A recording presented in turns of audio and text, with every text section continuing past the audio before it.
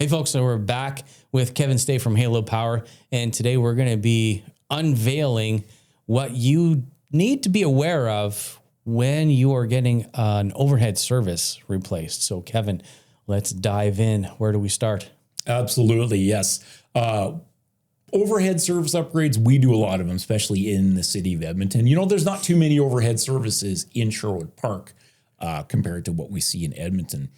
But it is always an eye-opener when I come out to do an assessment and provide a quote for an overhead service, because so many homeowners just have it in their head that all we have to do is replace the electrical panel. You know, what does that have to do with everything on the outside? Well, this is where things get interesting and they get expensive, because with an old overhead service, or even an overhead service that may only be 20 years old, doesn't have to be an old 60 amp service.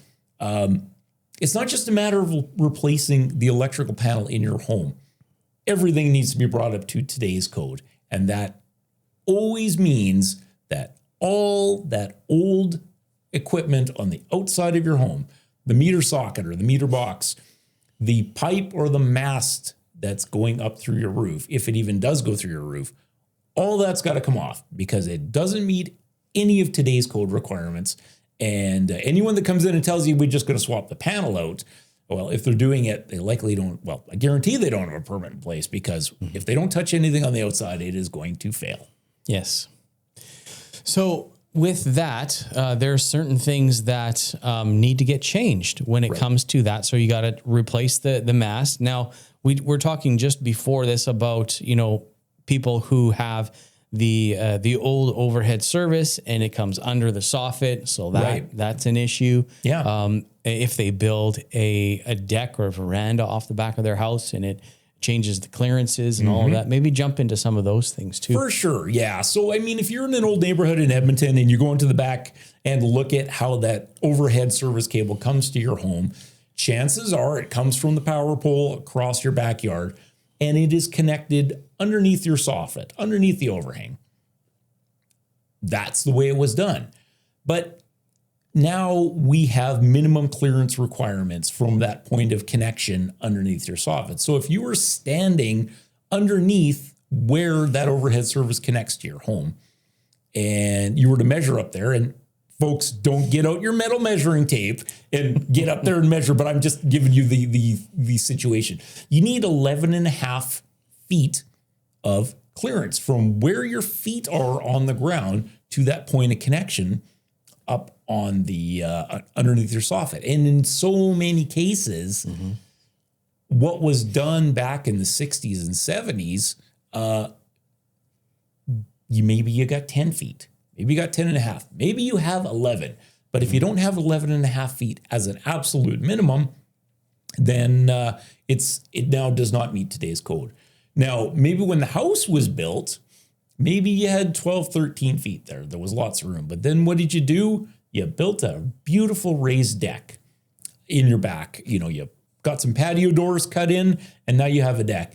And really, if you stood on your deck and reached up, you may be able to touch those power lines coming in. So that's the first thing that always has to be changed, is going from having that pipe that just 90s underneath your soffit to a mast that goes straight up through the roof. And, you know, at a very minimum, we're going to come through that roof 2 feet, maybe 3 feet, maybe more, depending on how much clearance we do need.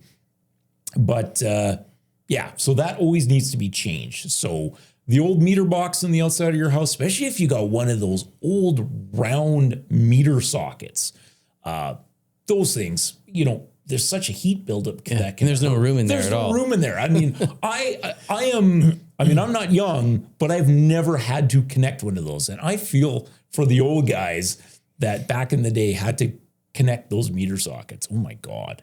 But remember, they only had 60 amp services. So the wire's much smaller, aluminum conductors. True enough. Yeah. You know, not as bad, easy to bend, all that stuff, but it's still not, there's not a ton of room in there. They're this big and that's all the room you have. That's right. This deep, this big. Brutal. Yeah. And now with that service equipment on the outside of your house, here's another one we see all the time.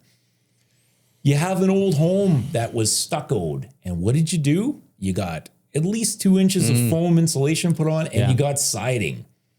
And we come there and all you see is the glass bubble sticking out of the vinyl siding because the siding guys buried that meter box right in behind the vinyl siding.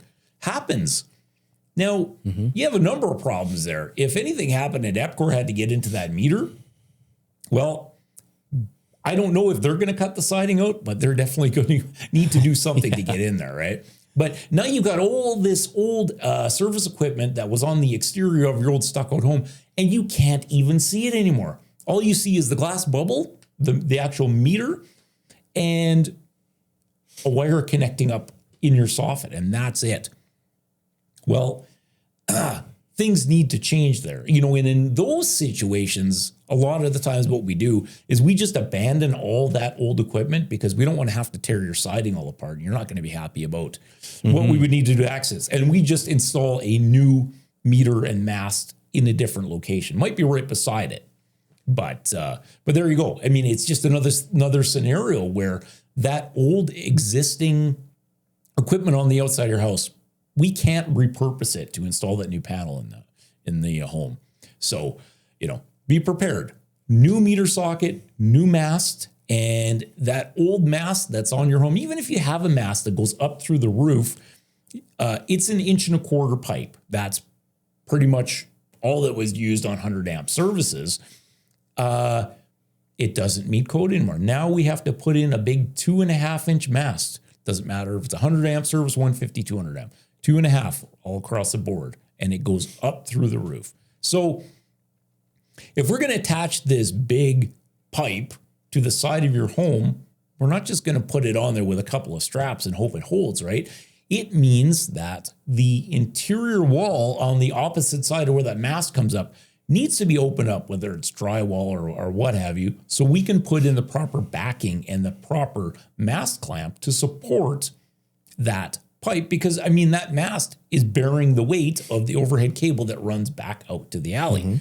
So if your existing meter socket backs onto your kitchen, and I tell you we need to open up an interior wall, and it's where you just had $20,000 of kitchen cabinets installed, yeah, you're not going to be you're not going to be happy about this news. So, you know, here's a situation where, okay, we have to relocate the meter and mast to an area that at least we can open up an interior wall. Now, yeah, you mentioned the situation where somebody puts a covered veranda or they build a sunroom, some sort of situation where now if you were to stand back and look at where that old service mast that comes through the roof is located, it's no longer on the edge of your home. Typically, you know, if you were to lean a ladder up against the side of your house, you'd be able to go up and that mast is right there. You can grab it. Now you have built a sunroom that comes out 12, 15, 20 feet off the back of your house. You've put a roof on it, and that mast is basically in the center of your roof now. Not allowed. Yeah, fail. Not allowed. You cannot, the utility company cannot access that without climbing up on the roof, and they're not going to do that. They need to be able to get to it off of an extension ladder. So now it needs to be moved.